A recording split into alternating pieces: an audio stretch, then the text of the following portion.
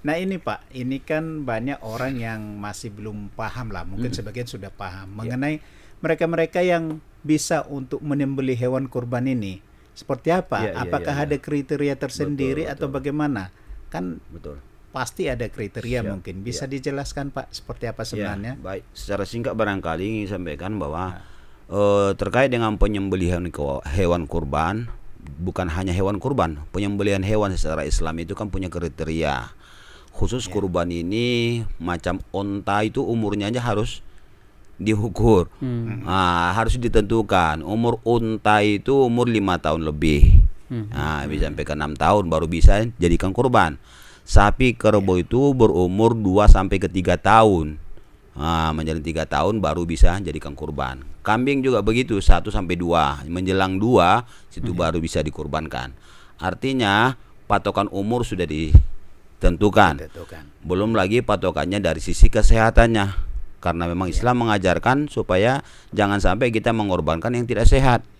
Jangan sampai kita mengorbankan kambing atau sapi yang matanya hanya satu gitu, yang cacat. Jadi itu juga.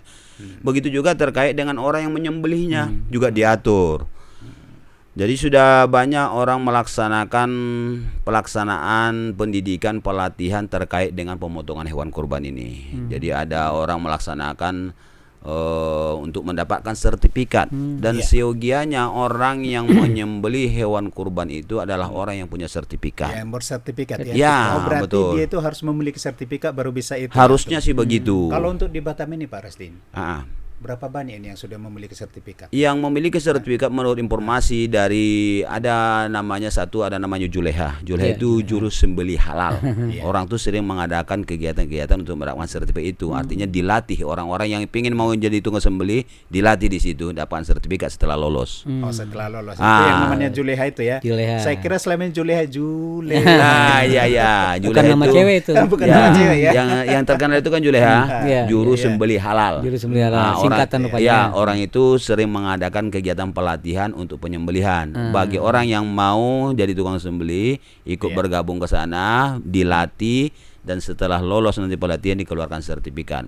Seharusnya memang yang memotong itu adalah orang yang punya sertifikat. Cuma persoalannya belum semuanya dipraktekkan. Jadi semua mempraktekkan. Ada orang memang yang bisa menyembelih tapi tidak punya sertifikat. Artinya tertulisnya tak ada. Kalau ilmunya sudah sebenarnya ilmunya sudah matang. Sudah hatam lah di situ ilmunya dia, itu ya. Dia sudah S2 cuman tidak ada ijazahnya aja. Levelnya sudah level doktor cuma tak punya ijazah, kira-kira begitulah bahasanya.